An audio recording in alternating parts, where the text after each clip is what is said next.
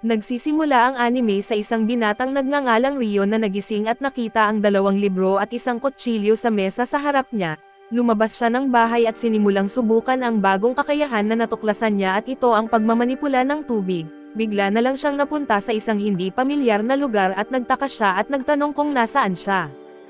Isang anghel ang lumitaw at kinumpirma ang pagkakakilanlan niya bilang si Rio pagkatapos nitong ma-confirm. Sinabi ng anghel na matagal na siyang naghihintay na makatagpo ng tao at ibinunyag ng anghel ang malupit na katotohanan na namatay si Rio sa isang aksidente.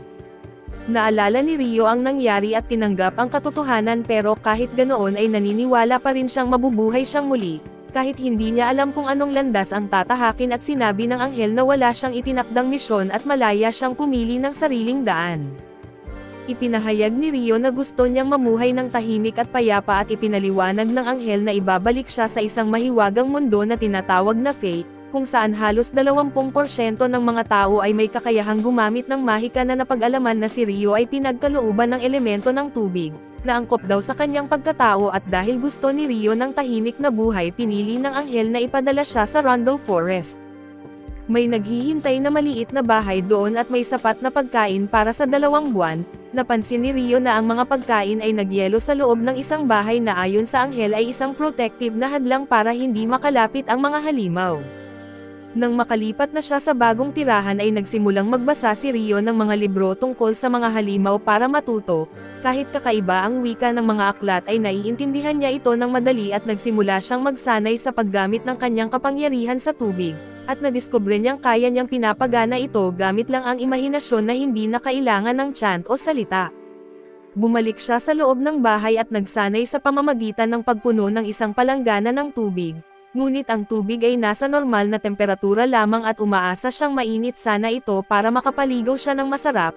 Sinubukan niyang maghanap ng panggatong sa labas para magpainit ng tubig, pero hindi siya nagtagumpay sa pagpapaliyab ng apoy at sobrang napagod siya. Humiga siya sa lupa at nagmuni-muni at kinuha niya ang isang mangkok ng tubig at sinubukan na palalamigin ito hanggang sa maging yelo, pero nabigo siya at napagtanto niyang mahirap pala ito at kailangan muna niyang matutunan kung paano gumawa ng yelo. Gusto rin niyang matutunan kung paano gumawa ng ice spear spell. Nag-focus siya sa pag-compress ng tubig para alisin ang init nito at inisip niya ang istruktura ng mga molekula ng tubig at kung kaya ba niyang kontrolin ang oxygen at hydrogen. Sa kalaunan ay nagawa niyang palamigan ang tubig at gawing yelo sa pamamagitan ng pagmamanipula sa hydrogen bonds. Nadiskubre niyang kaya niyang lagyan ng hugis ang yelo ayon sa gusto niya at gamit ang tagumpay na iyon, nagawa niyang sindihan ang panggatong kaya't labis ang kanyang tuwa. Bumalik siya sa loob ng bahay at naligo sa mainit na tubig, isang bagay na gusto niyang gawin mula pa kanina. Pakiramdam niya ay sobrang komportable siya para sa kanya ay naging produktibo ang unang araw at naisip niyang kaya na rin niyang gumawa ng mainit na tubig sa parehong paraan. Natuwa siya sa kapaki-pakinabang na gamit ng mahika.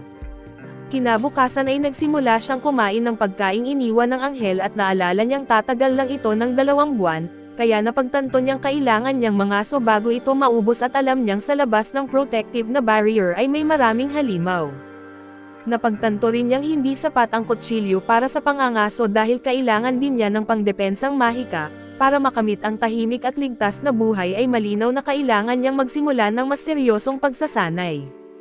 Lumabas siya ulit para magpatuloy sa training at gumamit siya ng water ball spell. Natuwa siya dahil ito ang unang matagumpay na offensive magic niya pero kulang ito sa lakas. Naiintindihan niyang normal lang ito kaya't hindi siya pinanghihinaan ng loob. Naniniwala siyang marami pa siyang paraan na pwedeng subukan. Dahil hindi sapat ang water ball ay sinubukan naman niya ang water jet dahil pakiramdam niya mas angkop ito. Pinaliit niya ang bukasan para gawing mas pino at mabilis ang agos ng tubig. Pero kahit anong gawin niya ay hindi nito tinamaan ang target na kahoy at mahina pa rin ang epekto, kaya medyo nadismaya siya at dahil dito ay bumalik siya sa anghel at nagtanong kung paano ba ang tamang paggamit ng mahika. Ipinaliwanag ng anghel na ang pinakapundasyon ng mahika ay ang imahinasyon at sa pamamagitan ng malinaw na pag-iisip sa gusto nitong kalabasan, unti-unti siyang nagiging mahusay habang lumilipas ang panahon doon ay bumalik si Rio sa kagubatan at muling gumamit ng mahika gamit ang payo ng anghel. Napansin niya ang malaking pagbuti sa kanyang kontrol sa mahika kaya't bumalik siya sa loob ng bahay at matagumpay na napuno ang palanggana ng mainit na tubig sa pamamagitan ng pagbaligtad sa ice spell. Kinabukasan ay nagsimula siyang magsanay kung paano gumawa ng yelo mula sa manipis na hangin. Mabagal ang proseso pero nagawa na niya ito at ito ang simula ng kanyang layunin na paunlarin ang kanyang offensive ice magic. Nagawa niyang bumuo ng ice spear pero nahirapan siyang ihagis ito sa malayo na di tulad ng tubig na mas mahirap ihagis ang yelo. Gayunpaman ay nagpasya siyang ipagpatuloy ang pagsasanay hanggang sa ganap na niyang makuha ito. Tulad ng ginawa niya sa water ball ay sinubukan niyang lumikha ng ice arrows pero nabigo siya matapos ang nakakapagod na pagsubok. Halos mawalan siya ng malay dahil sa pagkaubos ng kanyang enerhiya sa mahika. Bumalik siya sa bahay at sinubukan na magpapaninggas ng apoy pero dahil walang araw ay hindi siya nagtagumpay na isang bagong suliranin na kailangang magawan ng paraan. Kinabukasan ay ipinagpatuloy niya ang pagsasanay sa ice arrows at pagkalipas ng ilang araw ng walang sawang pagsubok, matagumpay niyang nabuo ang isang ice arrow kahit nahirap pa rin siyang itama ito ng maayos. Maya-maya ay gumawa siya ng sibat at nagtungo sa isang paglalakbay at pumasok siya sa kagubatan sa labas ng protective na hadlang na isang lugar na may bakas ng malalaking halimaw. Sa tabi ng ilog ay nakita niya ang isang batong flint malapit sa mga labi ng isang lumang apoy. Napag-isip niya na magagamit ito para makagawa ng apoy kahit pagkatapos ng paglubog ng araw at nang magawa ng paraan ang problemang iyon. Tumutok naman siya sa pagkuha ng mga halamang gamot kaya't itinuturing niyang matagumpay ang araw na iyon. Biglang may lumitaw na dambuhalang halimaw sa kanyang likuran at nang maramdaman niya ito, humarap siya at agad siyang natakot na isang mabangis na baboy ramo ito at sa takot ay hindi siya makakilos. Habang papalapit ang hayop para umatake ay naalala niya ang isang pangyayaring dati na nagpaalalang umiwas agad siya. Muling sumugod ang baboy ramo na bagamat hirap pa rin siyang gumalaw ay napagtanto niyang maaari niyang gamitin ang kanyang mahika. Gumamit siya ng ice spell sa daraanan ng halimaw dahilan para madulas ito at bumagsak. Bumuo siya ng mga ice arrows sa daan at nang tumama rito ang halimaw ay namatay ito at nakaramdam siya ng matinding ginhawa. Pagbalik niya sa bahay ay inihanda niya ang balat ng baboy para gawing kasuotan. Nagawa rin niyang magpaninggas ng apoy sa loob ng bahay kahit walang araw. Nagpatuloy siya sa pagbabasa ng aklat tungkol sa mga halimaw at nabasa niya na ang napatay niyang halimaw ay isa lamang sa mga maliit at mahinang uri ng baboy ramo. Ang Monster Encyclopedia na gamit niya ay para sa mga baguhan lamang, ngunit binanggit na ang huling 2 pahina nito ay bahagi ng isang espesyal na edisyon at sa mga pahinang iyon, nabasa niya na ang kahit anong klase ng dragon ay may kakayahang wasakin ang isang buong lungsod ng madali, at kapag nakatagpo ng isa ang tanging dapat gawin ay tumakas agad. Sang-ayon si Rio sa babala at alam niyang ang ganoong laban ay maaaring magdulot ng agarang kamatayan. Pagkatapos noon ay pinag-aralan niya ang tungkol sa isang nilalang na tinatawag na Akuma at hindi ito itinuturing na fallen angel. May babala rin sa talaan na umaasang hindi kailanman makatagpo ng ganitong uri ng nilalang ang nagbabasa. Dito naisip ni Rio na ang mundo ay napakalawak at delikado dahil sa dami ng makapangyarihang mga halimaw na naroroon. Kinabukasan ay hinuhubad ni Rio ang kanyang mga damit at muling pumasok sa gubat. Nagsimula siyang pumitas ng mga prutas at tikman ito at nagustuhan niya ang lasa. Suot niya ang damit na gawa sa balat ng baboy at habang patuloy siyang naglalakad sa gubat, bigla na lang lumitaw ang isang dambuhalang ibon at muntik na siyang makuha at sa kabutihang palad nakaiwas siya sa atake nito. Napakalakas ng ibon kaya nitong pababagsakin ang malalaking puno sa isang iglap at tumakbo si Rio habang sinusubukang harangan ang ibon gamit ang mga yelong pader. Pinaghinalaan niyang gumagamit ang ibon ng nakatagong offensive wind magic, pero ang pangunahing paraan ng atake nito ay ang bilis at matatalim na kuko. Kahit anong pilit niya ay hirap siyang makatakas at sa huli ay napilitan siyang lumaban. Nagbitaw siya ng mga water arrows pero naiwasan lang lahat ng ibon at nang papalapit na ito ay lumikha si Rio ng ice barrier bilang proteksyon. Bumangga dito ang ibon at bumagsak sa lupa at maingat siyang lumapit habang itinutok ang kanyang sandata sa ibon. Biglang lumipad muli ang ibon at marahil akala'y papatayin na siya ni Rio at habang papalayo ito, napansin ni Rio ang sugat malapit sa mata ng ibon marahil ito ang dahilan ng pag-atras nito at paglipad palayo sa kanyang landas. Pagkatapos ng laban ay bumagsak si Rio sa lupa at napaisip kung gaano nga ba talaga kahirap ang tahimik na pamumuhay. Nang dumilim na ay nanatili pa rin siyang ligaw sa kagubatan, hindi na niya alam kung paano makakabalik sa kanyang bahay matapos ang pagtakas mula sa dambuhalang ibon. Nagsimula siyang maglakad at iniisip na tama ang kanyang tinatahak at sa daan, nakarating siya sa isang lawa kung saan nakita niya ang isang katawan na walang ulo katabi ng isang kabayo, isang tanawin na labis niyang ikinagulat. Kinabukasan ay nagpatuloy siya sa paglalakad sa gubat at patuloy na pumatay ng mga halimaw gamit ang ice arrows, nanguha rin siya ng mga isda gamit ang kanyang sibat at pagkatapos ay bumalik siya sa bahay at nagtago ng supply ng isda, nagsimula rin siyang magsanay gamit ang mga yelong plato. Maya-maya ay pumunta siya sa ilog at lumulusong sa ilalim nito kung saan nakaharap niya ang isang higanteng pugitan na napilitang paaalisin siya pabalik sa ibabaw. Gumamit siya ng water magic upang hiwain ang mga bato at natuwa siya sa naging resulta. Dahil dito ay napag-isip niya na sa pamamagitan ng mahika at maaaring patigasin ang yelo at magamit ito bilang kapalit ng mga gamit sa pagtrabaho, pakiramdam niya ay unti-unti na niyang nasasakop ang paggamit ng kanyang kapangyarihan. Muling bumalik ang atensyon sa katawan na walang ulo at muli na namang naroon si Rio sa harap nito. Naalala niyang walang nabanggit sa Monster Encyclopedia tungkol sa ganitong nilalang, kaya napagpasyahan niyang ito marahil ay isang misteryoso na isang uri ng halimaw na masyado ng mataas ang antas para isama sa gabay ng mga baguhan. Kahit wala siyang sapat na kaalaman at hinarap niya ito sa labanan at nagbitaw ng maraming atake, pero wala kahit isa ang tumama at bumawi ang halimaw at tinamaan si Rio na halos mapatay siya sa kasunod na pag-atake. Naiwasan pa rin niya ito sa huling sandali at inakala niyang nakatama siya ng suntok pabalik, pero madaling naiilagan ito ng halimaw at muli siyang tinamaan at bumagsak sa lupa. Sobrang pagod at halos mawalan ng pag-asa at pakiramdam niya ay nauubos na ang kanyang tsansa para mabuhay. Ngunit napansin niya na tila may dahilan kung bakit paulit-ulit siyang napapadpad sa lugar na iyon tuwing gabi. Naisip niyang baka tinuturuan siya ng halimaw na ang layunin nito ay palakasin siya at sa mga sandaling iyon, inilabas ng halimaw ang isang espada na gawa sa tubig na nagulat si Rio. Lumapit ang halimaw at iniabot ang espada sa kanya at inisip ni Rio na baka gusto ng nilalang na matutunan niya itong gamitin. Sa kabila ng gulat ay tinanggap niya ang espada pagkatapos nito ay umalis ang halimaw. Muling bumalik si Rio sa kagubatan, kung saan muli niyang nakaharap ang dambuhalang ibon na una na niyang nilabanan at napansin niyang naroon pa rin ang sugat sa mata nito, pero mas dumilim na ang kulay nito kaya inakala niyang nag-evolve na ito. Bigla na lang gumamit ng wind magic ang ibon at pinaulanan siya ng atake.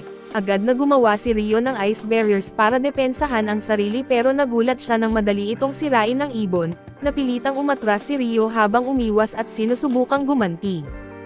Sa bawat atake ng ibon ay gumagawa siya ng bagong yelong pader pero lahat ay nababasag at sinubukan din niyang gumamit ng ice arrows, pero wala ni isa ang tumama at ginamit ng ibon ang isang sound-based ability para sirain ang kanyang mga depensa at nagbitaw ng panibagong atake.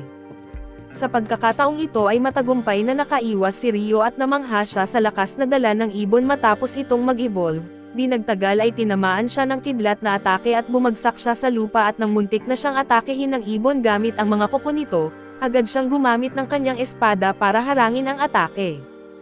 Biglang lumitaw muli ang ibon sa kanyang likuran at gumamit ulit ng wind magic at sa pagkakataong ito ay matagumpay na depensahan ito ni Rio. Lumipad ang ibon sa ere at naghanda para sa isa pang mabilis na pagsugod. Nang sumugod ito ay mabilis na gumanti si Rio at sinaksak ito gamit ang kanyang espada dahilan para bumagsak ito sa lupa. Nilapitan ni Rio ang nakahandusay na ibon at inisip na marahil ay bumalik ito para gumanti sa sugat nito sa mata at sa tingin niya, hindi pa ito nakontento sa una nilang pagtatagpo at ipinahayag niya ang hangarin na harapin ito muli sa hinaharap, kapag siya'y mas malakas na at nagpasalamat sa ibon sa pagbibigay sa kanya ng dahilan para magsumikap. Pagkatapos ay inalis ni Rio ang parte ng espada na nakabaon sa katawan ng ibon at sinabi niyang naiintindihan niyang nag-evolve ito para tapusin ang laban nila, gayunman ay idineklara niyang dito na matatapos ang kanilang labanan at ipinangako na bibigyan niya ito ng karampatang paggalang. Ipinapako niya ng buo ang espada sa katawan ng ibon dahilan para tuluyang malugmok ito at mamatay at sa sandaling iyon, lumitaw ang isang dragon na lumilipad sa kalangitan at bumaba sa harapan ni Rio sa loob ng kagubatan, dahilan para siya'y mabigla. Lalong lumalim ang kanyang gulat nang biglang nagsalita ang dragon at sinabi ng dragon na matagal na nitong hindi ginagamit ang telepathy at hindi nito alam kung gumagana pa iyon, dahil dito ay nagtanong si Rio kung ano ang ibig sabihin ng telepathy. Tinanong naman ng dragon kung may nakita na ba si Rio na isang ibon sa lugar na ito na isang nilalang na nag-evolve matapos na dating maging isang killer falcon, Kinumpirma ito ni Rio at tinanong ulit ng dragon kung kasama ba niya ang ibon. Nilinaw ni Rio na hindi ito kasama o alaga niya at ipinahayag ng dragon ang pagkalungkot sa pagkamatay ng ibon, dahil inakala nitong baka tagasunod iyon ni Rio at nang napagtanto ng dragon na si Rio pala ang nakatalo sa ibon, pinuri niya ito bilang isang kahanga-hangang tagumpay. Napansin din ng dragon ang kakaibang sandata na dala ni Rio at nang ipakita ito ni Rio, kinilala ito ng dragon bilang sandata na minsang pagmamayari ng hari ng mga genie dahil ibinigay ito kay Rio. Inakala ng dragon na may mahalagang bagay siyang nagawa para maging karapat-dapat sa sandata. Balak sanang magtanong si Rio sa dragon pero bago siya makapagsimula ay agad sinabi ng dragon na kailangan na nitong umalis. Sinagot ni Rio na nauunawaan niya iyon at nagpasalamat sa lahat ng ibinahaging impormasyon. Bago lumipad ang dragon ay tinanong ni Rio ang pangalan nito. Sumagot ang dragon na ang pangalan niya ay Lin saka lumipad paakyat sa kalangitan at hindi kailanman inakala ni Rio na makakakwentuhan niya ang isang dragon, pero napagtanto niyang sa isang mundo ng pantasya na gaya nito posible ang lahat. Samantala ay bumalik ang eksena sa anghel na biglang nakaramdam na may bagay siyang hindi napansin. Napansin niya na si Rio ay may tagong kakayahan at lubha itong ikinagulat ng anghel, dahil ang huling taong may ganitong katangian ay isang babae na ipinadala niya sa ibang mundo na isang pangyayaring naganap 1,000 taon na ang nakalipas. Sa kaso ni Rio ang tagong kakayahan ay tinatawag na eternal youth o walang hanggang kabataan. Ilang linggo ang lumipas, nagsimulang mag-crave si Rio ng pagkaing dagat kaya't pumunta siya sa tabing dagat pero nagulat siya nang makita ang isang barkong wasak. Agad siyang lumapit at nakita ang isang lalaki malapit sa barko pero nang suriin niya ito ng mabuti ay napagtanto niyang patay na ito. Biglang may narinig siyang umuungol na lalaki at naliwanagan ang mukha niya at ito ang kauna-unahang tao na nakita niya mula nang mapunta siya sa mundong ito. Ang lalaki na ang pangalan ay Abel ay nagkaroon ng mga alaala ng isang dambuhalang pugitan na umatake sa kanilang barko habang may bagyo, dahilan para mahulog siya sa dagat. Pero pagdilat niya ng mata at nasa loob na siya ng bahay ni Rio, doon niya naisip na ligtas pala siyang nakaligtas sa kung anuman ang nangyari. Agad siyang lumabas ng bahay para hanapin ang iba pang kasamahan pero mas lalo siyang nalito dahil wala siyang alam kung nasaan siya at bigla siyang nilapitan ni Rio mula sa likuran. Nagulat si Abel dahil kahit bihasa siya sa pakikipaglaban na hindi niya naramdaman ang paglapit ni Rio. Napansin din niya ang kakaibang kasuotan ni Rio pero pinili niyang huwag muna itong banggitin. Nagpakilala si Abel at nagpasalamat sa pagligtas sa kanya at sumagot si Rio na siya lang ang natagpuan niyang buhay at patay na ang iba noong dumating siya. Binanggit ni Abel na huwag nang alalahanin ang mga iyon dahil mga smuggler lang naman sila pero bago pa siya makapagpaliwanag at kumalabog ang tiyan niya sa gutom, sinabi ni Rio na ituloy na lang nila ang usapan habang kumakain kaya't inaya niya ito pabalik sa loob ng bahay. Habang kumakain ay hindi na nakatiis si Abel at tinanong na rin si Rio tungkol sa kanyang pananamit. Sinabi ni Rio na wala na siyang ibang damit at wala rin siyang tela para makagawa ng bago kaya't sabi ni Abel ay bumili na lang siya ng damit. Agad siyang tumigil sa pag-uusap tungkol sa damit at naisip na baka mahirap lang talaga si Rio para makabili ng bago. Pero pinawi ni Rio ang kanyang guilt at ipinaliwanag na wala namang ibang tao na nakatira sa lugar na iyon kundi siya lang. Nagtanong si Abel kung nangangaso ba si Rio para sa pagkain at tumatango ito bilang sagot at sunod. Tinanong niya kung ginagamit ba niya ang kutsilyo para doon pero ipinakita ni Rio ang kanyang water magic at iginiit na kadalasan ay gamit niya ang mahika sa pangangaso. Namangha si Abel dahil kalahati lang ng mga tao sa mundo ang may kakayahang gumamit ng mahika at kabilang siya sa kalahating hindi marunong. Nagtaka si Rio dahil ayon sa anghel, 20% lang ng tao ang may kakayahang gumamit ng mahika at sa kabila nito, hiniling ni Abel na dalhin siya ni Rio sa baybayin dahil may kailangan siyang tiyakin. Habang naglalakad sila ay sinabi ni Abel na siya ang mauuna kung sakaling may panganib na harapin. Sagot ni Rio ay hindi naman kailangan iyon pero nagpumilit si Abel dahil ayaw niyang palaging siya ang inililigtas. Pinayagan siya ni Rio kaya't nagpatuloy sila at di nagtagal ay nakarating sa sirasirang barko kung saan nawala na ang lahat ng bangkay. Naisip ni Abel na baka kinain na iyon ng mga halimaw o inaanod ng dagat at nagpasalamat siya kay Rio sa pagliligtas sa kanya dahil kung hindi, baka siya rin ang kasama sa mga nawala at sinabi ni Abel na hindi niya nahanap ang hinahanap niya at sa ngayon ay gusto niyang makita ang mga kaibigan niya. Pero dahil sa bagyo ay napadpad ang barko sa malayong timog at wala siyang ideya kung anong direksyon ang dapat tahakin, bigla siyang nakaisip ng ideya at tinanong si Rio kung gusto ba nitong sumama sa kanya at nagulat si Rio sa tanong na iyon. at sinabi ni Abel na kailangan niya ng tulong para makabalik at kapalit noon ay tutulungan niya si Rio makahanap ng trabaho para mas maging maayos ang kanyang pamumuhay. Matagal pinag-isipan ni Rio ang alok at sa huli ay pumayag siyang maging gabay ni Abel pabalik sa lungsod. Kinagabihan ay tumingin siya sa kanyang hardin na pinaghirapan niyang linangin at nalungkot siya ng kaunti sa pag-iisip na iiwan niya ang lahat ng iyon. Sa gabi sinabi ni Rio kay Abel na aalis muna siya sandali para magpaalam sa isang tao na kahit na curious si Abel kung sino ang tinutukoy niya, pinili niyang huwag na lang makialam at samantala ay nagtungo si Rio sa lawa upang makita ang Headless Knight at sabihing aalis na siya sa gubat ng matagal. Nagpasalamat siya sa Knight sa pagtuturo sa kanya ng pakikipaglaban at inilabas ang kanyang kutsilyo, sabay binanggit na mas lalo siyang magsisikap ngayong gabi at hinugot din ng Headless Knight ang kanyang espada, at agad na sumugod si Rio na sunod-sunod ang kanyang malalakas na atake. Matapos ang matagal at matinding labanan at napagod si Rio at bumalik na ang Knight sa lawa, muling nagpasalamat si Rio pero nanatiling tahimik ang Knight subalit pagbalik nito sa dati niyang pwesto, bigla siyang lumingon at mula sa tubig ay pinalabas niya ang isang mahiwagang armor bilang pamamaalam. Naging emosyonal si Rio sa natanggap na regalo at muling nagpasalamat bago siya umuwi. Kinabukasan ay naghanda na si Rio at Abel para sa kanilang paglalakbay, naging sentimental si Rio habang iniisip ang lugar na matagal niyang tinirhan. Habang nasa gubat sila ay may nasalubong silang mabangis na baboy ramo at binanggit ni Abel na siya ang bahala. Tumakbo siya papunta sa baboy ramo at hawak ang kanyang espada at gumamit ng combat skill na isang galaw na nagmistulang ginawang donut ang hayop. Namangha si Rio at nagtanong kung ano ang combat skills at pinaliwanag ni Abel na ito ang mga kasanayang gamit ng mga mandirigmang gumagamit ng armas at sa gabing iyon, nagkampo sila sa loob ng isang puno. Kinabukasan ay nagpatuloy sila sa kanilang paglalakbay sa loob ng kagubatan at habang naglalakad sila, nadaanan nila ang ilang lizardmen sa isang latian at nagdesisyon si Abel na lumihis ng daan para hindi makasalubong ang mga ito dahil kilala silang malalakas. Pero naramdaman ni Rio na sinusundan pa rin sila ng mga lizardmen kahit nagiba na sila ng ruta, kaya naghanda na si Abel para lumaban at sinabi ni Rio na masyado silang marami kaya gagamit din siya ng mahika.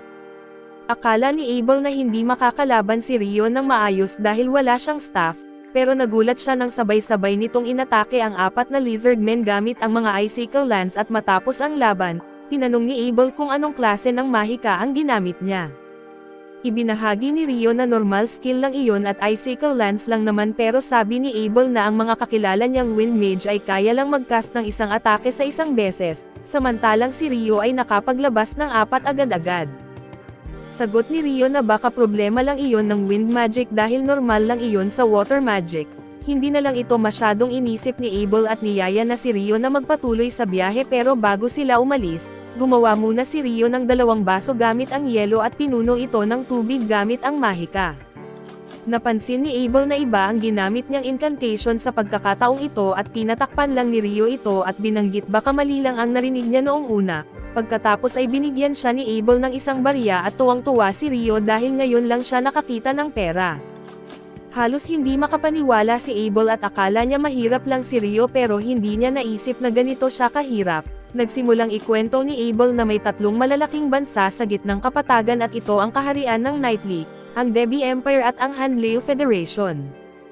Biglang nagbiro si Rio at nagsimulang mag-comment tungkol sa Debi Empire, hindi niya kasi gusto ang pangalan nito. Habang tuloy siya sa pangungutya sa kakaibang pangalan, narating nila ang isang malawak na clearing.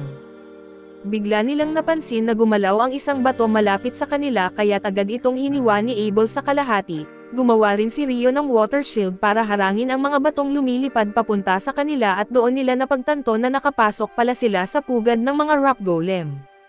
Nagtanong si Rio kung hindi ba't karaniwang may anyong tao ang mga golem, pero sinabi ni Abel na ayusin na muna nila ang problema bago siya sumagot at sumugod si Abel sa pinakamalapit na golem at binutasan ito, pero agad namang gumaling ang sugat nito at umatake pabalik. Napilitan si Abel na umatras at iginiit niyang hindi magiging epektibo ang mga normal na atake laban sa mga golem, pero nakaisip si Rio ng paraan at gumawa siya ng isang malaking block ng yelo sa ere at pinabagsak ito sa mga golem at pinipisa sila sa ilalim. Namangha si Abel dahil ngayon lang siya nakakita ng ganoong klaseng mahika at ilang beses pa itong inulit ni Rio hanggang matalo nila ang lahat ng golem. Pagkatapos ng laban ay nakakita sila ng isang espesyal na rock golem na may malaking magic stone. Ipinaliwanag ni Abel na malaking halaga ang maibebenta nito at naisip ni Rio na gusto rin niyang kunin ang mga magic stone mula sa iba pang golem, pero nakabaon ang mga ito sa yelo at tinamad na siyang tunawin pa. Nagpatuloy sila sa paglalakbay hanggang sa makasalubong sila ng isang dambuhalang hayop na parang pinaghalong buwaya at hipopotamo. Giit ni Abel na isa itong behemoth, isang napakabihira at napakalakas na halimaw na ni minsan ay hindi pa niya nakita. Tinanong ni Rio kung hulihin ba nila ito pero sagot ni Abel na imposible iyon. Halimaw, sinimula ng mga wyvern na batuhin ang behemoth gamit ang magic pero isang malakas na ungol lang ang pinakawalan nito, at bigla nitong kinansela ang mahika dahilan para bumagsak ang mga wyvern sa lupa.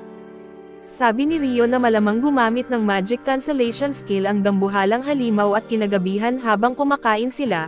Tinanong ni Abel si Rio tungkol sa magic cancellation skill dahil narinig lang niya ito na ginagawa ng mga trap sa loob ng dungeon. Natuwa si Rio nang marinig ang tungkol sa dungeon at dagdag pa ni Abel na may dungeon sa lungsod ng Lon at ito ang patutunguhan nila. Nainis si Rio at sinabing dapat ipinaalam agad iyon dahil mahalaga iyon at tinanong pa niya si Abel kung may itinatago pa itong iba. Bilang sagot ay tinanong ni Abel kung alam ba niya ang tungkol sa mga duwende at elf. Pero sumagot si Rio na ikwento na lang niya ang mga detalye at ilang araw pa ang lumipas, narating nila ang kabundukan at iginiit ni Rio na makakakita na sila ng tirahan ng tao kapag natawid na nila ang mga bundok. Tinanong ni Abel kung paano siya sigurado at napaisip si Rio kung sasabihin ba niya na may dragon siyang nakilala na nagkwento sa kanya tungkol sa mundong ito. Sa huli ay pinili niyang itago ito at sinabing kaalaman ito na lampas sa pangunawa ng tao. Maya-maya ay nakarinig sila ng kakaibang tunog at parehong naghanda para lumaban, pero nang lumapit mula sa langit ang isang malakas na halimaw na tinatawag na griffon na pareho silang kinabahan, inatake ng matinding takot si Abel pero mabilis na naisip ni Rio na ihagis ang isang piraso ng karne sa ere. Ginaya siya ni Abel at agad namang sinunggaban ng griffon ang dalawang karne bago ito lumipad palayo. Nakahinga ng maluwag ang dalawa at napagkasundoan nilang hindi sila magtatagal kung nakipaglaban sila sa ganoong kalakas na halimaw. Habang naglalakad sila ay ibinahagi pa ni Abel na walang tao na nakakita ng behemoth o griffon sa loob ng mahigit 100 taon, at posibleng napipigilan sila ng matataas na bundok mula sa paglapit sa mga tirahan ng tao. Naalala ni Rio na galing sa hilaga ang mga wyvern na lumaban sa behemoth na ibig sabihin ay malapit lang ang pugad nila. At tama nga siya dahil maya-maya lang ay nakita nila ang mga wyvern na kumakain ng isang halimaw. Gusto ni Rio na lumaban pero sabi ni Abel ay kailangan ng 20 bihasang adventurer para makatapat ng wyverns. Lakas loob na binanggit ni Rio na darating din ang panahon na hindi na nila maiiwasan ang laban, kaya't tinanong niya si Abel kung mas okay ba kung hindi makalipad ang mga wyvern at tumatango si Abel at binanggit na kaya niyang tapusin ang isa sa malapitan. Kaya't agad na lumabas si Rio at nagkunwaring nagcast ng mahabang spell, pero sa totoo ay 4 lang na icicle ang ginawa niya para tusukin ang mga pakpak ng wyvern at ginamit ni Abel ang pagkakataon at tinapos ang mga ito kaso lang ay dumating pa ang 2 pang wyvern. Ginamit muli ni Rio ang icicles para epako sa lupa ang mga halimaw at ngayon ay wala na siyang incantation, kaya't nagsimulang magduda si Abel pero sa kabila nito ay napuksa pa rin nila ang mga wyvern at nakuha ang kanilang magic stones at nagpatuloy sila sa kanilang paglalakbay pahilaga. Pagkatapos ay may isa na namang grupo ng mga wyvern na lumitaw at papalapit sa kanila, pero hindi na natakot si Abel ngayon at agad niyang sinabi kay Rio na patayin din ang grupong ito. Inakala ni Rio na adik na si Abel sa pakikipaglaban pero hindi naman iyon ang totoo at kailangan lang nilang harapin ang mga halimaw na ito dahil nakaharang ang mga ito sa daraanan at malamang haharapin din nila ito ngayon man o sa susunod, pareho lang kaya't umatake si Abel at sumunod naman si Rio. Pagkatapos noon ay nagpatuloy sila sa paglalakad hanggang sa maging masaya sila dahil narating na nila ang lugar na gusto nilang puntahan. Patuloy na naglakad sina Rio at Abel papunta sa lungsod ng Lon at akala ni Rio na natutuwa siya sa pagpatay ng mga wyvern pero iginiit ni Abel na tumahimik na siya. Mas mabuting hindi na lang nila nakikita ang mga iyon at kahit na marami na silang nakuha na mga bato na parang di inaasahang gantimpala, tumigil sila sandali para tingnan kung nasaan na talaga sila at sana raw ay hindi sila nasa duhi at ayon ito kay Rio at binanggit naman ni Abel na hindi naman siguro.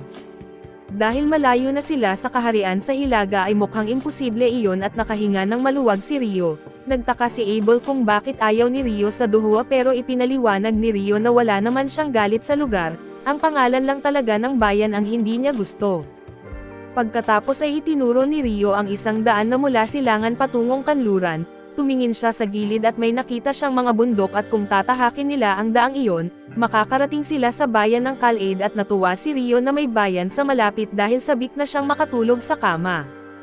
Inakala ni Abel na gusto pa ni Rio pumatay ng mga wyvern pero para kay Rio ay ibang usapan na iyon.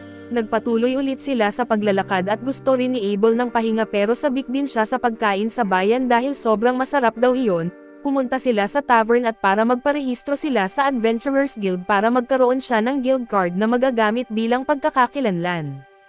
Sa tulong ng card na iyon ay hindi na sila singilin ng bayad sa pagpasok sa mga lungsod at kaharian at pagdating nila roon, sinamahan siya ni Abel at nagbayad ng mga pilak na barya at akala ni Rio dahil binigyan siya ni Abel ng pilak. Alipin na siya nito pero hindi ganoon kakapal ang mukha ni Abel at sa totoo lang, nakalimutan ni Rio na isa palang kagalang-galang na tao si Abel na hindi nanunuhol para lang may makuhang pabor.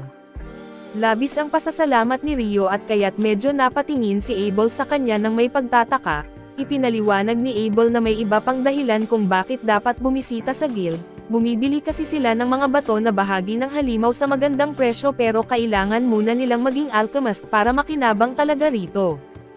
Dumating na ang pagkain nila na ikinagulat ni Rio at tinanong ni Abel kung masarap ba ang pagkain, nabigla si Rio nang makita ang curry at kanin at para sa kanya ang curry ay parang isang mahalagang bahagi ng mga kwento tungkol sa pagbabalik buhay, kaya sobrang namangha siya at matagal siyang natulala.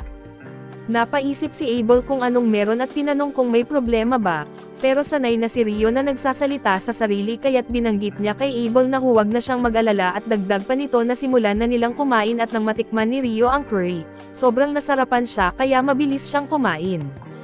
Sinabi ni Abel na kung gusto pa niya pwede naman siyang umorder ulit at pagkatapos ubusin ni Rio ang pagkain niya, humingi siya ng isa pang serving sa waitress at tinanong niya si Abel kung meron ding curry na tulad nito sa lungsod ng Lone. Sumagot siya na meron at pwede niya itong kainin kahit kailan at marami raw curry doon at natutuwa si Abel na nagustuhan ni Rio ang curry. Kinabukasan ay nagpatuloy silang maglakad ng magkasama at para kay Rio ay gustong-gusto niya ang curry at natuwa si Abel sa narinig, pero inakala ni Rio na ito na naman ay isa sa mga sikreto ni Abel na hindi niya sinabi agad at tinanong niya kung may iba pa bang mahalagang bagay na hindi niya binanggit. Sinabi niya kay Abel na mahilig siya sa matatamis at tinanong kung saan daw ang pinakamahusay na bayan para sa mga matamis. Sagot ni Abel ay iisipin daw niya iyon at saka sila muling nagpatuloy sa paglalakad at humiga sila sa lupa, kumain ng kaunti at nagpatuloy ulit. Pagkaraan ng ilang sandali ay lumitaw sa harapan nila ang lungsod ng Loon at ipinaliwanag ni Abel kay Rio na ito ang lungsod na napapalibutan ng mga taniman ng trigo. Habang papalapit sila sa lungsod ay nakilala si Abel ng bantay at nagulat na makita siya. Bati ni Abel sa kanya at akala ng bantay ay nawala na siya at kinumpirma ni Abel na nawawala nga siya noon pero nakabalik siya ng buhay dahil kay Rio. Nagpasalamat ang bantay kay Rio sa pagsasagip kay Abel at kinamayan siya ng mahigpit at nagbayad si Abel ng isa pang barya sa bantay para makapasok si Rio sa lungsod at ipinakita ang kanyang guild card. Malugod silang tinanggap ng bantay at tinanong si Abel kung diretso na ba siya sa guild. Natuwa si Rio para kay Abel dahil nakabalik na siya sa kanyang bayan at pagkapasok nila sa lungsod, nagpa siya si Abel na dumiretso sa guild para maiparehistro si Rio. Ipinaliwanag niya na magsisimula si Rio sa ranggong W kapag nagparehistro siya, pero kung may rekomendasyon mula sa isang adventurer na may ranggong B o mas mataas, pwede siyang magsimula sa ranggong E o D at akala ni Rio ay mas mataas pa si Abel sa ranggo B at labis siyang humanga rito. Pero hindi sigurado si Abel na sinabi niya na habang tumataas ang ranggo, mas mataas ang antas ng mga misyong pwedeng tanggapin at mas malaki rin ang gantimpala. Iminungkahi niya na tanggapin ito ni Rio dahil kakailanganin niya ng pera. Nagtanong si Rio kung ganoon ba talaga kahalaga ang mga bagay na iyon pero para kay Abel ay mas bihira ang mga ito kaysa iniisip ni Rio at kung ibebenta lahat ng sabay-sabay baka bumagsak ang presyo sa merkado, gayunman ay tiwala siya na makakahanap ng solusyon ang pinuno ng guild para dito. Nakarating sila sa guild at pumasok at laking gulat ng lahat sa pagdating ni Abel at agad na kumalat ang kasiyahan sa mga adventurer. Lumapit sila para batiin siya ng mainit na nagpapakita kung gaano siya kasikat at nabigla si Rio sa tagpo na iyon, kaya't umusog siya sa gilid para hindi makaharang at naglakad siyang mag-isa habang abala si Abel at doon ay may isang babae na tumingin sa kanya. Sinabi ng babae na ang kasuotan ni Rio ay pag-aari ng isa sa mga hari ng diwata kaya't agad niya itong napansin. Sa tingin niya ay nakuha ni Rio ang pagsang-ayon ng kasuotang iyon at iniisip niyang isa siyang kakaibang tao. Pagkatapos ay nagpaalam ang babae dahil may kailangan pa siyang tapusin pero umaasang magkikita silang muli. Paglabas ni Abel mula sa guild ay hinanap niya si Rio at tinawag pabalik sa loob at pagpasok ni Rio. Ipinakilala siya ni Abel sa mga adventurer bilang tao na nagligtas ng buhay niya at siyang magiging bagong miyembro ng guild at hiniling ni Abel na alagaan nila si Rio. Lumapit si Rio para batiin ang mga adventurer at binati rin siya ng mga ito bilang pasasalamat sa pagsasagip kay Abel at natuwa si Rio sa pagtanggap nila. Pagkatapos ay pumunta sila sa receptionist desk at iginiit ni Abel na nais niyang iparehistro si Rio sa ranggong D gamit ang kanyang rekomendasyon. Nabigla ang receptionist dahil wala pang miyembro ng Scarlet Sword Squad na gumagawa ng ganoong rekomendasyon. Pero para kay Abel na alam niyang malakas si Rio kaya't pumayag ang receptionist at bagamat kailangan pa rin ng formal na patunay ng lakas ng katawan, umasa si Abel na makakausap niya ang guildmaster tungkol dito pati na rin sa iba pang mga bagay. Ipinaliwanag ng receptionist na tatawagan niya ang master at pinakiusapan silang maghintay sa silid. Pumunta sila sa silid at dumating agad ang guildmaster at halatang sobrang nag-aalala kay Abel at binanggit niyang masaya siyang ligtas ito, humingi ng paumanhin si Abel sa pag-aalala ng master. Halos atakihin na raw sa puso ang master nang mawala ang balita tungkol kay Abel. Tinanong ng master kung ito na ba ang salamangkero na narinig niya at ipinakilala ni Abel si Rio sa master at iginiit niyang si Rio ang nagligtas sa buhay niya. Ipinakilala naman ng master ang sarili bilang si Hugh at nagpasalamat kay Rio. Para kay Rio ay wala naman siyang ginawang espesyal at nagkataon lang daw na nasa tamang lugar siya sa tamang oras. Humiling si Abel kay Hugh na irehistro si Rio at bigyan ito ng promosyon ng ranggo gamit ang kanyang rekomendasyon. Wala namang tutol si Hugh pero gusto niyang makita ang patunay. Ipinabatid ni Abel na hindi na kailangan at ipinahiwatig niyang mas malakas si Rio kaysa sa inaakala na ikinagulat ni Hugh. Ipinakita ni Abel ang mga batong nakuha nila sa paglalakbay at base sa matingkad na berdeng kulay. Hinihula ni Hugh na mga wind element stone iyon at tinanong kung galing ba ito sa mga wyvern. Nang kumpirmahin ito ni Abel na mas lalo pang namangha si Hugh dahil para makakuha ng ganoon karami, kadalasan ay kailangan ng malaking grupo o buong hukbo at di naman nag-aalala si Abel dahil pinatay nila ang mga wyvern na iyon sa timog ng Cursed Mountains. Nagulat si Hugh sa narinig at pati si Rio dahil hindi niya alam na iyon pala ang tinatawag na Cursed Mountains. Ipinaliwanag ni Abel na matapos nilang mahanap ang daan papuntang Sel'ed, naalala niya kung nasaan sila at doon niya napagtanto na natawid na nila ang mga bundok na iyon. Para kay Rio ay masama pakinggan ang pangalang iyon at sabi naman ni Hugh, narinig niyang wala pang nakakatawid sa Cursed Mountains na nakakaligtas na kahit mga adventurer ay hindi basta-basta lumalapit doon maliban na lang kung may mabigat na dahilan at ngayon, sina Abel at Rio ay binabanggit na natawid nila ito. Tinanong ni Abel kung sapat na bang patunay iyon para iangat ang ranggo ni Rio at para kay Hugh, sobra-sobra pa iyon at pagkatapos ay dumaan sila para tingnan ang natitirang miyembro ng grupo ni Abel. Nagpasalamat si Abel sa kanila sa pag-aalala at sabi ni Hugh ay aalis na siya dahil alam niyang marami pang kailangang pag-usapan si Abel at ang mga kaibigan niya. Inutusan ni Hugh ang isang empleyado na dalhin ang mga papeles ni Rio sa kanyang opisina para doon tapusin ang pagpaparehistro. Nang paalis na si Rio ay pinigilan siya ni Abel at sinabing hihintayin niya ito sa reception area dahil may gusto siyang ipakita. Sumama si Rio kay Hugh papunta sa opisina nito at iginiit ni Hugh na ang mga kaibigan ni Abel ay ang natitirang miyembro ng Crimson Sword Team at ito ang pinakasikat at pinakamagaling na grupo sa bayan. Pagkapasok nila sa opisina ay tinanong ni Rio kung kailangan ba talaga niyang magparehistro sa ranggong D. Pero alam ni Hugh kung gaano kagaling si Abel at ayon sa kanya na hindi basta-basta kayang patayin ang mga wyvern ng mag-isa, kaya ibig sabihin nito si Rio ay may likas na kakayahan at karapat-dapat sa ranggong D at nang subukan niya si Rio, nalaman niyang isa itong salamangkero na may malakas na katawan. Pagkatapos ay dumating ang empleyado na si Nena dala ang mga gamit para sa pagpaparehistro. Hiniling ni Hugh kay Nena na ipaliwanag kay Rio kung paano ang proseso habang siya naman ay sisimulan na ang pag-aayos ng mga dokumento. Nagpakilala si Nena kay Rio at malugod siyang tinanggap at ganun din ang ginawa ni Rio. Tinanong ni Nena si Rio kung kabilang siya sa kategoryang may mahika. Nang malaman niyang oo ay tinanong naman niya kung anong uri ng elemento ang ginagamit niya at sinabi ni Rio na tubig ang gamit niya. Tinanong rin ni Nena kung saan siya nakatira pero inasahan niyang wala pa itong tirahan dahil bagong dating lang si Rio sa bayan. Ipinaliwanag ni Nena na pwede siyang tumira sa tirahan ng guild sa loob ng susunod na 300 araw mula sa araw ng pagpaparehistro, at pinakiusapan siyang tandaan ito. Tinanong rin ni Nena kung nakabisita na ba si Rio sa alinman sa mga tinatawag na Dimas pero hindi pa raw siya nakakabisita sa mga iyon. Ipinaliwanag ni Nena na may buwanang panimulang kurso ang guild para sa mga gustong mag-explore sa Dimas. Nagbibigay ito ng mahahalagang impormasyon at mga payo para sa mga adventurer kapag nasa loob ng Dimas. Namangha si Rio sa narinig at sabik na sabik siyang makakapunta rito at iginiit ni Nena na magsisimula ang kursong iyon sa makalawa at inirehistro na niya si Rio. Sabay hiling na dumalo siya sa ganap na alas 9 ng umaga, ipinayo rin niya kay Rio na gamitin ang orasan sa gitna ng plaza ng bayan para malaman ang oras.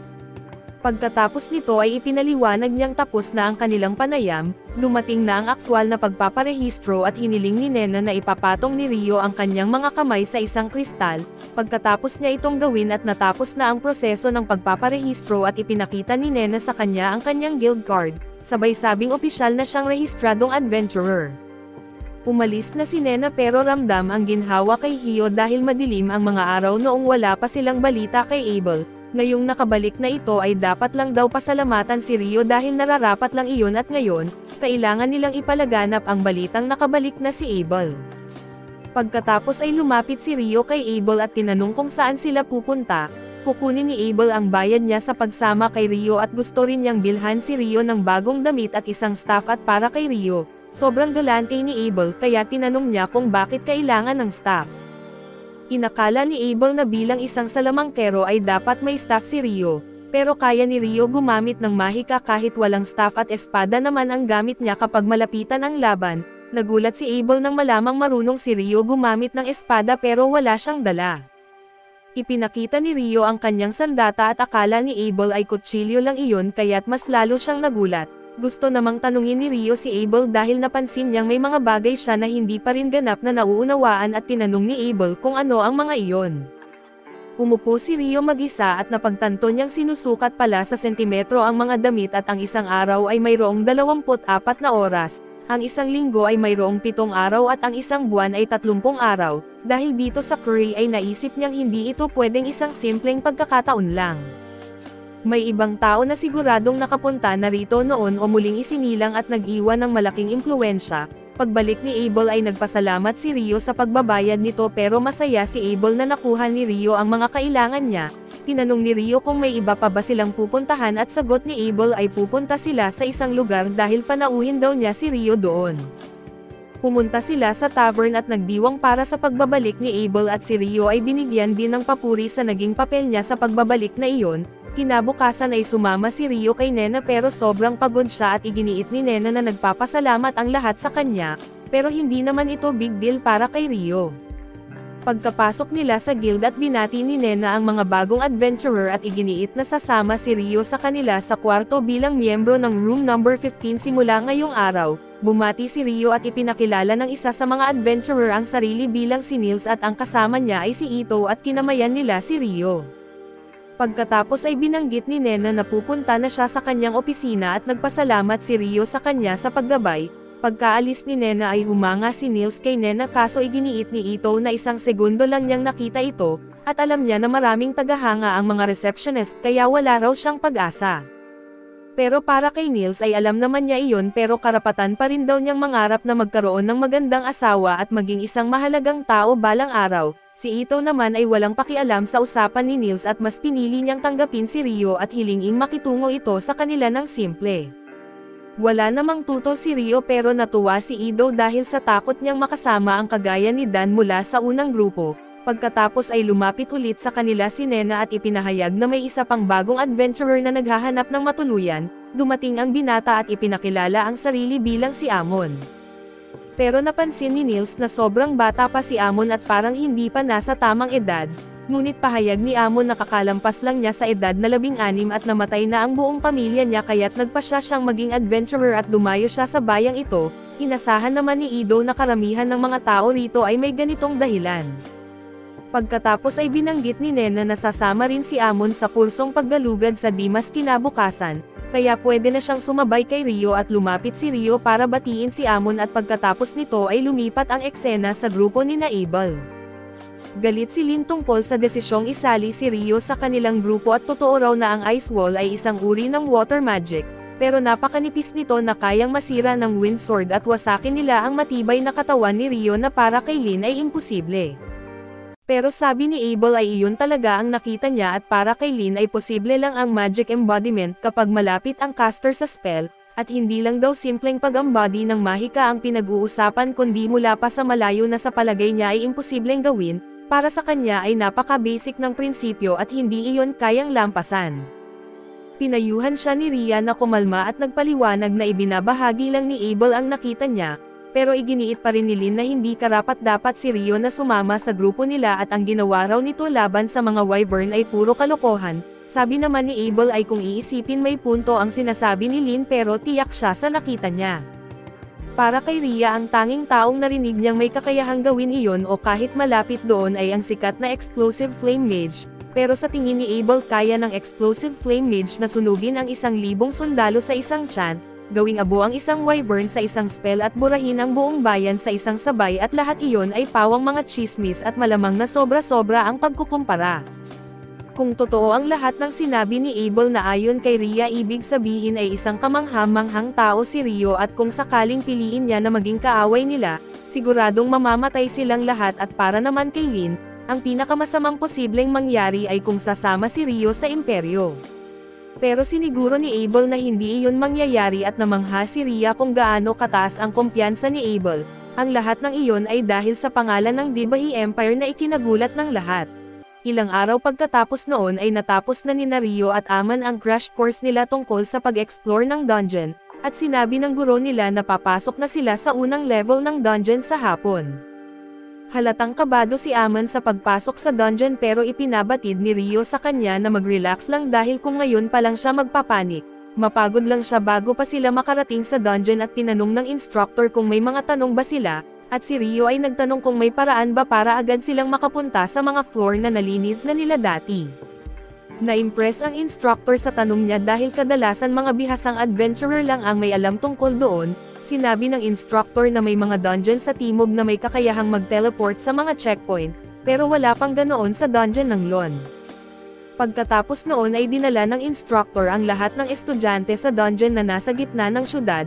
Ipinaliwanag niya na ang syudad mismo ay itinayo sa paligid ng dungeon at tuwing ilang taon, bigla na lang dumarami ang mga halimaw sa loob ng dungeon at minsan umaabot pa sila sa ibabaw. Ipinaliwanag niya na ang mga pader sa paligid ng dungeon ang nagsisilbing proteksyon para sa mga sibilyan laban sa mga halimaw, pero sinigurado niya sa mga baguhan na walang posibilidad na magkaroon ng malaking pag-atake ng halimaw sa ngayon. Maya-maya ay narating na nila ang unang palapag ng dungeon na isang safe zone na walang halimaw. Sinabi ng instructor na malaya silang mag-explore sa unang floor pero kailangan manatili malapit sa entrada. Nag-team up sina Rio at Amon at hindi nagtagal ay naramdaman ni Rio na may papalapit na halimaw. Iniutos niya kay Amon na atakihin ito habang siya ang pipigil sa halimaw at kinabahan man si Amon. Dahan-dahan niyang inilabas ang kanyang espada at maya-maya pa ay dumating ang isang halimaw na langgam. Agad itong nakilala ni Rio bilang isang soldier ant base sa librong nabasa niya. Sinabi niya kay Amon na tirahin ang leeg ng halimaw habang pinipigilan niya ito gamit ang mga yelong sibat. Tuluyang napindown ni Rio ang halimaw sa lupa at madaling naiputol ni Amon ang leeg nito at ito ang kanyang unang tagumpay sa pagpatay ng halimaw. Tuwang-tuwa siya at kinuha ni Rio ang magic stone mula sa langgam bilang trepeo para sa unang matagumpay nilang laban.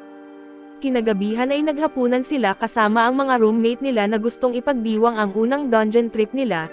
Na-impress ang mga ito nang malaman na napatumba nila ang isang soldier ant at sabi ni Amon, siya lang ang umatake ng huling blow at si Rio talaga ang gumawa ng halos lahat sa pagpigil sa halimaw. Pagkatapos ay sinabi ni Amon na gusto niya muling pumasok sa dungeon kinabukasan pero nag-aalangan siya kung kakayanin niyang mag-isa. Nag-alok si Rio na sasama dahil gusto rin niyang tuklasin pa ang dungeon, lalo na't nagtataka siya kung bakit may halimaw sa unang palapag kahit sinabi ng instructor na wala dapat doon. Ipinaliwanag naman ni Ido na may narinig din siyang mga balita na may mga soldier ant na umaabot sa una at pangalawang palapag, kaya nagtataka rin sila kung bakit at biglang dumating si Abel at iginiit na kaya nakakapasok ang soldier ant sa itaas ay dahil marunong silang maghukay. Nagulat ang mga lalaki nang makita nila nang malapitan ang pinakasikat na adventurer sa buong syudad, gaya ng dati ay prangka si Rio sa kanyang kaibigan at pagkatapos ay sinabi ni Abel sa mga lalaki na alagaan si Aman dahil wala itong common sense. Biglang tumayo si Mills at nagpakilala kay Abel sabay sabing idol niya ito at gusto rin niyang maging isang sikat na adventurer balang araw. Hiningi niyang makipagkamay at pumayag naman si Abel sabay paalala na magpursige siya pero siguraduhin muna ang kaligtasan bago ang lahat. Tinanong ni Rio si Abel kung bakit andoon pa siya sa ganoong oras at sagot niya ay kakauwi lang niya mula sa huling misyon niya. Biglang dumating ang party niya at nagagalit ang mga babae dahil sa halip na dumiretso sa guildmaster at dito pa siya pumunta. Sabi niya ay tinulungan lang naman niya ang ilang baguhan na nangangailangan ng gabay pero inutusan siya ni Lin, na mayabang na nadalhin siya ni Warren palayo. Binuhat siya ng malaking lalaki habang sumisigaw si Abel na parang bata at pagkatapos noon ay tumititig si Lin kay Rio na parang naiinggit. Medyo kinabahan si Rio at tinanong kung ano ang gusto niya pero pinagsabihan siya ng priestess na si Leia at humingi ng paumanhin kay Rio sa abala. Pagkaalis nila ay nag-fanboy sina Ido at Nils pero si Rio ay hindi maintindihan kung anong nakikita nila sa grupo ng mga kang-enggan na iyon, samantala ay sinabi ni Ria kay Lin na hindi maganda ang pagtitig niya kay Rio kaso sagot ni Lin, curious lang siya kasi laging pinupuri ni Abel ang magic skills ni Rio. Umamin si Ria na curious din siya pero binanggit ni Abel ay makikita rin nila sa lalong madaling panahon ang tunay na galing ni Rio. Kinabukasan ay bumalik sina Rio at Aman sa dungeon at sa pagkakataong ito ay nakalaban nila ang ilang monster dogs. Habang pinipigilan ni Rio ang mga halimaw gamit ang mga yelong sibat, ipinakita naman ni Aman na marunong talaga siya sa espada at napatumba niya ang ilan sa mga ito at habang nagpapahinga sila, napansin ni Rio na parang hawig kay Abel ang estilo ni Aman sa pakikipaglaban. Ipinaliwanag ni Aman na ang guro niya ay isang matandang lalaki na si Kiro, na nag-aral ng sword fighting mula sa isang malaking paaralan sa kabisera at inisip ni Rio na baka doon din nag-aral si Abel, at nakita niyang may potensyal si Aman na maging malakas. Namangha si Aman sa kaalaman ni Rio sa swordplay kahit isa siyang mage lang. Sabi ni Rio na dati siyang nag-practice sa tulong ng isang mentor pero kalaunan ay siya na mismo ang bumuo ng sarili niyang estilo. Napansin din niyang nakakapagod ang estilo ni Aman pero ligtas ito at kailangan lang niya ng mas maraming stamina. Ikinwento rin ni Rio na si Abel ay nagpa-practice ng sword form tuwing umaga habang naglalakbay sila na isang patunay na kahit ang pinakamagaling, kailangan pa ring magsikap. Na-inspire si Aman sa narinig at nagpas siyang magpursige palalo at dito ay natutuwa si Rio sa naging tugon niya. Kinabukasan ay pumunta si Rio sa library at mas malaki ito kaysa inaasahan niya. Humingi siya sa librarian ng tulong at itinuro sa kanya ang seksyon ng alchemy para sa mga baguhan. Pero sobrang dami ng pagpipilian kaya na-overwhelm si Rio at nagpas siyang mag-break muna sa labas. Biglang nagdilim ang buong lungsod dahil sa total solar eclipse at tumititig si Rio ng walang eye protection parang tito ko na naging bulag, isang segundo lang ang lumipas ay napansin na niyang may kakaiba. Naglaho ang lahat ng tao sa paligid niya at maging ang hangin sa paligid ay nagiba at bigla niyang naramdaman na may paparating na atake mula sa likod, mabilis siyang nakareact at nakabuo agad ng pader ng yelo para salagin ang napakalakas na fire blast. Nagtaka siya kung sino ang umatake sa kanya at nakita niya ang isang demonyong babae na papalapit sa kanya na parang lumabas lang sa GTA 4 ang lakad. Natuwa ang babae nang makitang may tao sa lugar niya at sinabi niyang masaya siyang talunin ito. Napagtanto ni Rio na isa itong demonyo at sigurado siyang ito na ang pinakamalakas na nilalang na nakita niya sa mundong ito. Gusto na sanang tumakas ni Rio mula sa babae pero nararamdaman niyang kahit anong gawin niya, hindi siya makakatakas sa kakaibang lugar na ito kaya't nagpasya siyang lumaban ay agad siyang nagsummon ng 12 ng yelong kalasag bago pa umatake ang Demon Mummy, at nalabanan niya ang malakas nitong firestorm. Bigla niyang binago ang atake at nagpadala ng invisible wind bullet na tumatagos sa mga kalasag ni Rio, pero na-block ito ng armor niya at nagulat ang demonyo dahil paanong may armor ang tao na kayang pigilan ang ganoong atake ng tingnang mabuti. napansin niyang suot ni Rio ang balabal ng Fairy King. Napagtanto niyang magaling na mage si Rio dahil sa suot at lakas nito na kayang harangin ang kanyang mga atake, kaya nagpasya siyang gumamit na lang ng espada imbes na magic at hinugot rin ni Rio ang kanyang ice sword at nasasalag ang atake. Nagpatuloy si Rio sa pagiging depensibo habang sunod-sunod ang atake ng babae, pero masyado itong mabilis kaya halos matamaan si Rio sa mukha at nagdesisyon si Rio na gumanti ng atake at nagpadala ng daan-daang icicle lances pero mabilis na naiwasan ng demonyo ang lahat ng iyon, hindi niya napansin na paubos na ang solar eclipse habang nagsasayang siya ng oras sa pakikipaglaban. Napansin ni Rio na gumagamit ito ng wind magic para bumilis at bigla itong tumalon para ibigay ang final blow, pero nagawa ni Rio na mas alag ito nang hindi nahirapan dahil kahit mabilis ang babae, hindi ito kasing lupit ng Headless Knight na nagturo sa kanya. Namangha ang demonyo at tinanong kung sino ba talaga si Rio para magkaroon ng Fairy King's robe at espada. Lumilikha ito ng fireball para umatake pero agad nitong kinansela ni Rio gamit ang isang icicle lance at napipikon ang demonyo at nagpas siyang patayin na siya agad, dahil magiging delikado si Rio kung tatagal pa ang laban. Mabagsik ang mga sumunod na atake ng babae pero kalmado at kumpiyansa si Rio sa pagsalag ay nakahanap siya ng pagkakataon para gumanti at napatilapon ng kaunti ang babae. Ito ang hinihintay ni Rio na agad siyang nagbitaw ng sunod-sunod na icicle lances. Gumawa ang demonyo ng pader ng apoy para mas alag ang lahat pero habang lumalakas ang intensity ng mga atake ni Rio, gumawa siya ng mga bato para dagdag na proteksyon at binago naman ni Rio ang estilo ng atake dahil gumamit siya ng high-pressure water jets para mabutas ang mga pader at sugatan ang babae. Nagulat ito nang makita niyang nasaktan siya. Pero maswerte pa rin siya dahil bulag na umatake si Rio dahil sa makapal na usok at nang handa na si Rio para sa final blow. Tumalon ang babae papunta sa kanya para mapigilan ito at nagbanggaan sila sa ere. Doon napansin ni Rio na mabilis naghihilom ang mga sugat ng babae. Dahil sa gulat niya ay nawala ang focus ni Rio at napalipad siya pabagsak sa isang gusali, nang handa na sanang ibigay ng babae ang pinakamatinding atake para tapusin siya, napansin niyang may mga patak ng tubig na bumabagsak mula sa langit. Nagulat siya pero mas lalo pa siyang nataranta nang dumadampi ito sa balat niya at mapaso at mas mainit pa sa kumukulo na tubig at napasigaw siya sa sakit. Agad siyang nagtago sa loob ng bilog na bato para hintayin na matapos ang boiling rain. Samantala bumababa si Rio at bigla na lang naglabas ng malakas na flame magic ang Demon Woman. Ito'y sumabog sa buong paligid at lumakad siya papalapit kay Rio na parang isang halimaw. Pero nang halos matapos na ang eclipse ay nawala ang kanyang espada nang tamaan ito ng sikat ng araw. Sabi ng demon ay hindi pa nila matatapos ang laban ngayon at sinabi ni Rio na lumayas na lang siya. Hindi naman siya naapektuhan sa pagiging prangka ni Rio at nagpakilala bilang Leonor, sabay tanong kay Rio kung ano ang pangalan niya. Ipinakilala rin ni Rio ang kanyang pangalan kahit malinaw na ayaw na niyang malaman pa ang tungkol sa isang demonyo. Nagulat si Leonor na alam ni Rio ang tungkol sa mga demonyo at naisip niyang sana ay ginawa niya ang lahat para patayin siya, imbes na mag-enjoy sa laban nila. Binanggit niya kay Rio na magtatagpo sila uli sa hinaharap kaso may posibilidad na makasalubong siya ng ibang demonyo bago pa man iyon. Pinayuhan niya siyang huwag hayaang mapatay ng iba dahil mas malakas na siya sa susunod at siya mismo ang magtatapos sa kanya. Nabigla si Rio sa narinig pero nawala na ang eclipse at bumalik na sa normal ang lahat na walang bakas na nangyaring laban. Pakiramdam ni Rio ay medyo kakaiba kaya't nagpasya siyang bumili ng mga libro at magpahinga sandali.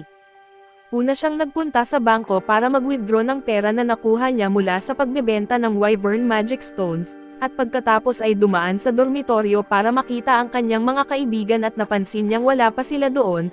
Ngunit bago siya makaalis ay nakita niyang binubuli sila ng ibang mga adventurers.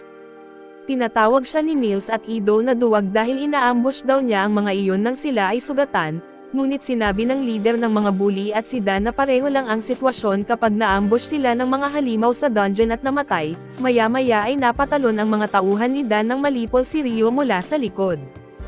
Sinabi ni Rio kay Dan na tama naman daw siya pero minsan dapat ding pinapakinggan ang sariling payo. Tinanong niya kung handa na ba siyang tumakbo ngayon na magulo na ang kaibigan niya at agad namang bumunot si Dan para suntukin siya.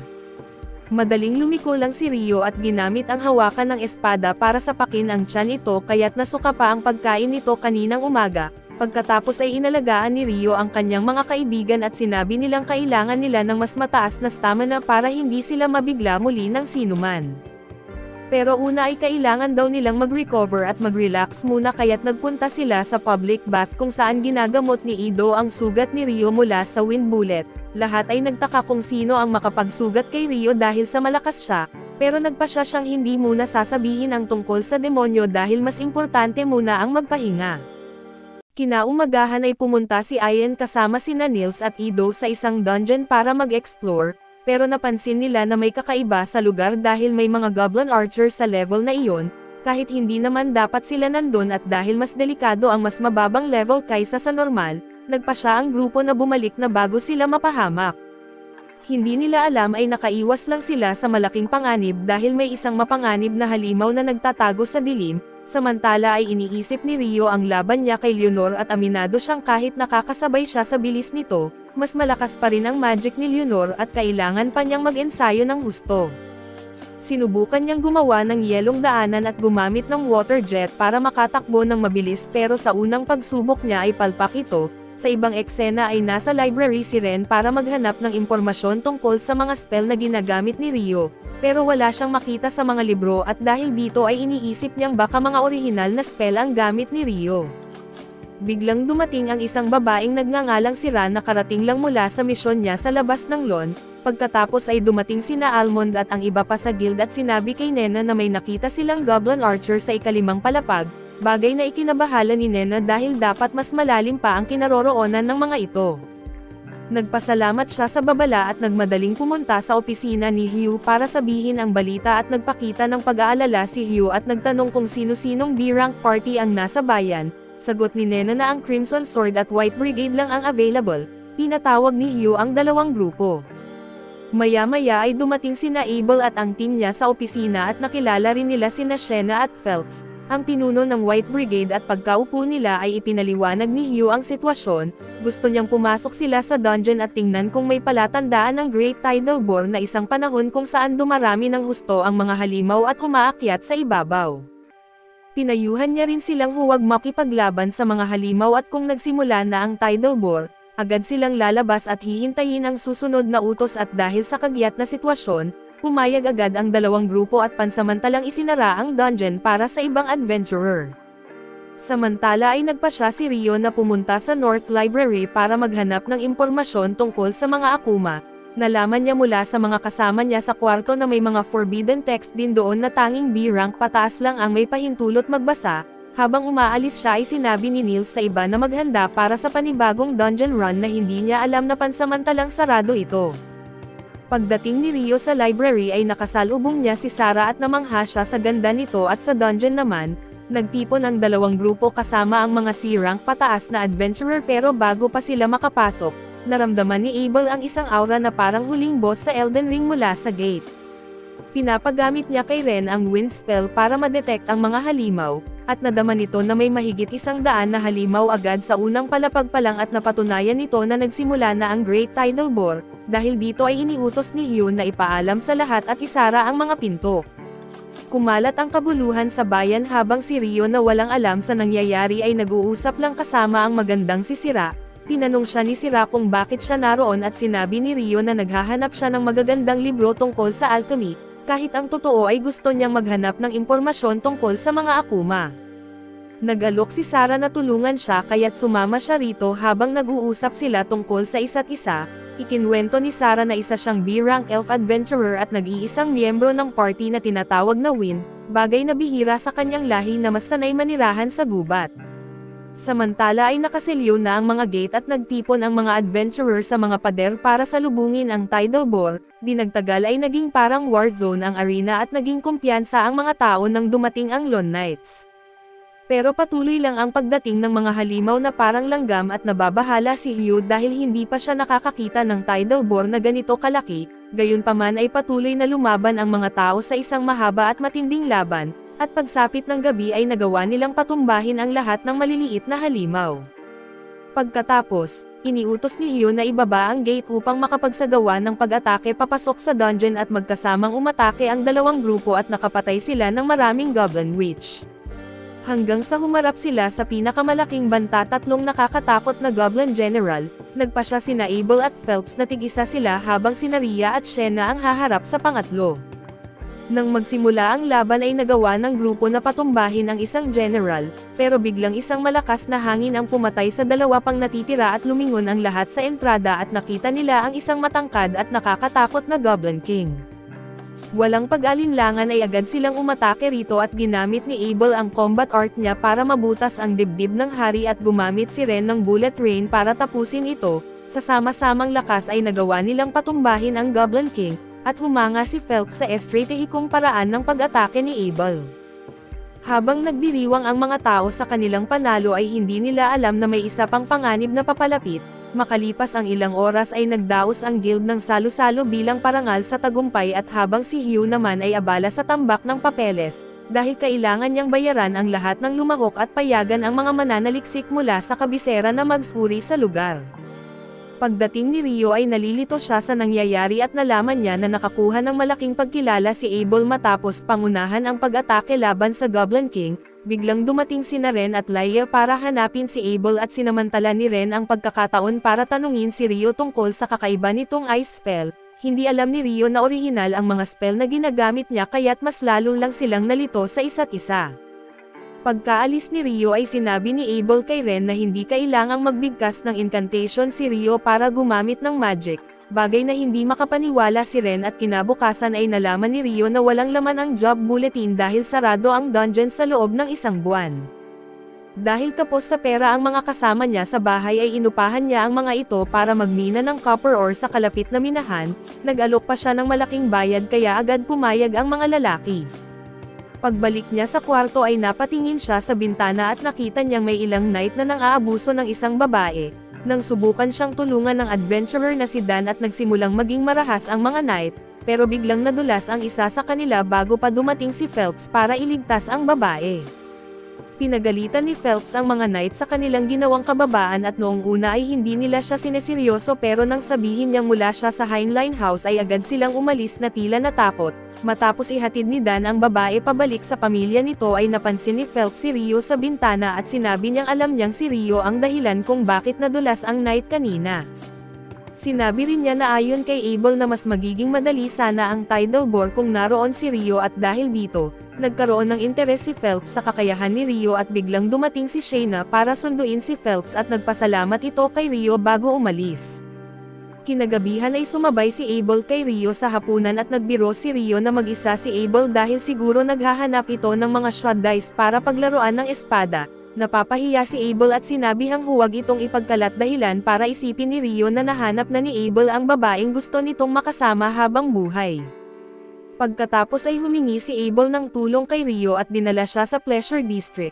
Ikinwento niya na isa sa mga investigador ay dati niyang kaibigan at hiningi nitong tulungan siyang ayusin ang ilang pasaway na knight at habang naglalakad, napansin ni Rio ang ilang nakakahinalang adventurer sa kalsada at sinundan niya ang mga ito.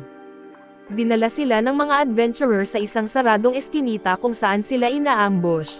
Ngunit natalo agad ang mga kalaban sa loob lang ng ilang segundo at kinuha ni Abel ang isang gamit sa alchemy bilang ebidensya at tiningnan ang kanilang adventurer card, at nalaman niyang mula sila sa jeweler at ito ang kabisera ng Hanleu. Samantala habang umiikot si Phelps ay palihim siyang sinundan ng mga knight mula kanina na balak bumawi sa kahihiyan na inabot nila, pero bigla nilang naramdaman ang kakaibang presensya sa likuran at bago pa sila makagalaw, lumitaw si Shayna at sinunog sila hanggang maging abo.